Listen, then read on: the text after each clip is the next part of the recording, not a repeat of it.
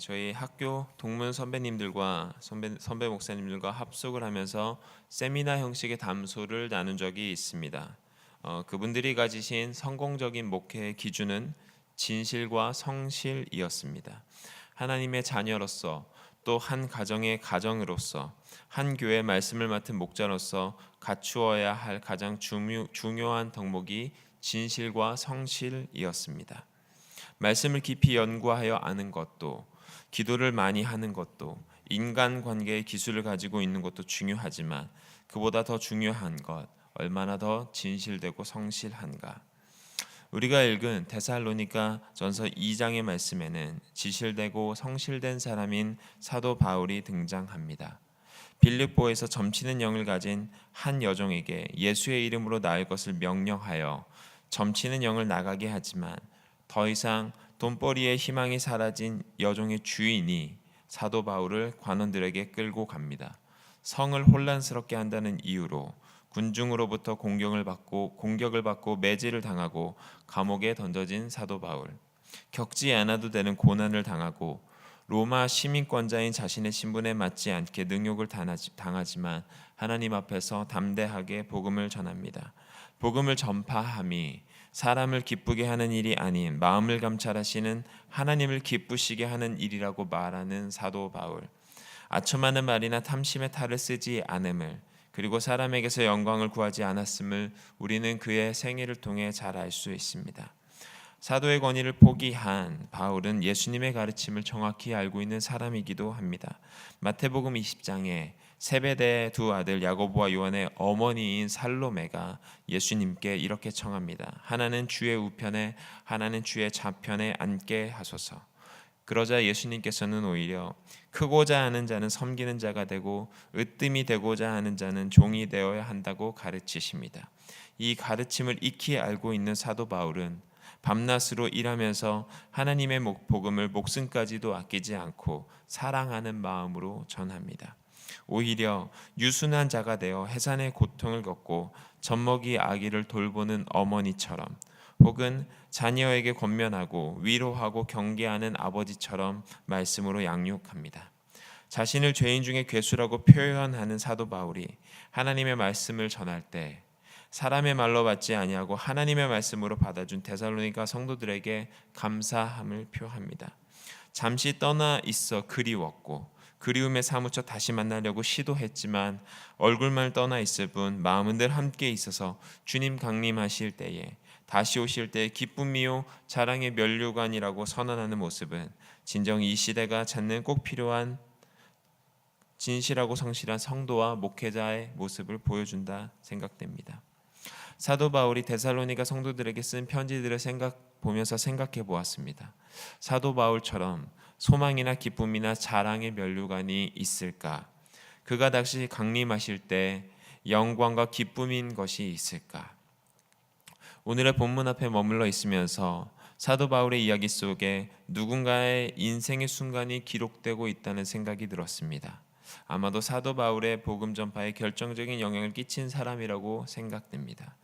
사도행전 6장에 보면 12사도가 제자들을 모두 모아두고 우리는 기도하는 것과 말씀 전하는 것에 전심전력할 테니 성령과 지혜가 충만하여 칭찬 듣는 사람 7을 택하게 하는 장면이 나옵니다.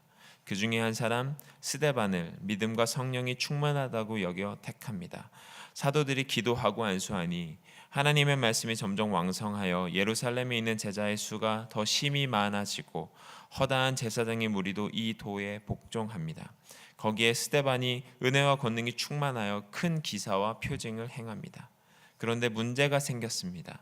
지혜와 성령으로 말하는 스데반을 능히 당하지 못하자 모세와 하나님을 모독하는 말을 하였다고, 이 거룩한 곳과 율법을 거슬려 말하였다고 백성들과 장로와 서기관들을 매수하고 충동시켜 스데반을 잡아 공회로 데리고 갑니다.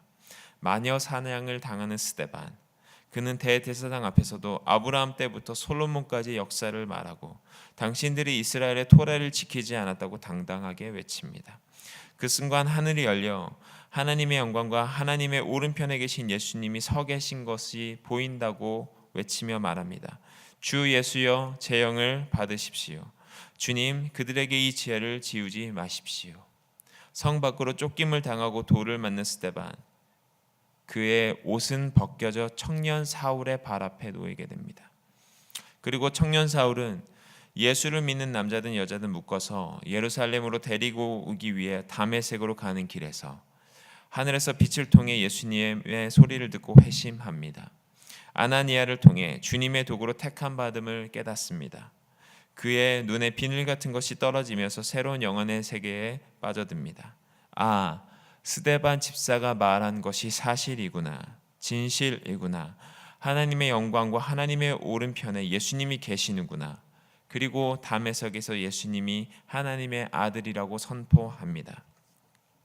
데살로니가전서 2장에서 유모가 되어 자녀를 기름과 같이 부모가 되어 자녀에게 권면하고 위로하고 경계하듯이 고난과 능욕에도 많은 싸움에도 하나님의 복음을 전한 사도 바울 뿐만 아니라 거짓 교사가 돈을 요구하는 시대 속에서도 밤낮으로 일하면서 자비랑으로 복음을 전한 모습이 이해가 되기 시작했습니다. 지금 만나고 싶지만 사탄의 막음으로 지금은 얼굴만 떨어져 있다고 말하는 바울의 모습 속에서 그가 강림하실 때 우리 주 예수 앞에 너희가 우리의 소망이요 기쁨이요 자랑의 면류관이라고 말하는 바울의 모습 속에서 스데반의 향수가 묻어납니다. 스데반, 그의 이름의 뜻은 면류관입니다. 스테파노스, 이 헬라어 앞에 그 단어 시그마를 대문자로 사용하면 사람의 이름 스데반이 되고 소문자로 사용하면 면류관이라는 뜻이 됩니다. 사도 바울이 깨닫는 것, 주님의 일은 죽음을 각오하고 해야 되는 것이구나. 복음을 전하든 말씀을 전하든 구제하는 일이든 죽으면 죽으리이다 이 마음으로 해야 되는 것이구나. 나의 사리사욕으로 하면 안 되는 것이구나. 해산으로부터 믿음이 자랄 때까지 양육해야 하는 것이구나. 목숨 걸고 해야 되는 일이구나. 그래야 면류관을 받을 수 있구나. 저희 집 벽에 항상 붙어있던 성경 구절이 있습니다. 죽도록 충성하라. 그리하면 내가 생명의 면류관을 내게 주리라. 성경에서 면류관을 찾아보니 공통점이 하나 있었습니다. 마지막에 받습니다. 주님 앞에서 받습니다. 고린도전서 9장 25절 썩지 않을 면류관, 데살로니가전서 2장 19절 자랑의 면류관, 디모데후서 4장 8절 다시 오실 때의 의의 면류관, 야고보서 1장 12절 시험을 통과한 생명의 면류관. 바울, 그는 회심을 경험하고 난 후에 진실과 성실된 삶을 살았던 사도입니다. 스데반의 순교의 진정한 의미를 알고 있었던 면류관을 받을 충분한 자격이 되는 사람입니다. 지금은 배교의 시대요 순교의 시대입니다. 전 세계에서 그리스도인들이 탄압을 받습니다. 그리스도인들끼리도 연합이 어렵습니다. 지금 시대에 필요한 것, 참고 견디는 것입니다. 진실함과 성실함으로 버텨야 합니다. 우리 주님도 이사야서 25장 1절의 말씀처럼 주는 기사를 옛적에 정하신 뜻대로 성실함과 진실함으로 행하셨습니다. 주님께서 면류관을 들고 서 계십니다. 바울처럼 진실함과 성실함으로 감당할 사람, 그 사람이 면류관을 받을 수 있는 사람입니다. 기도드리시겠습니다.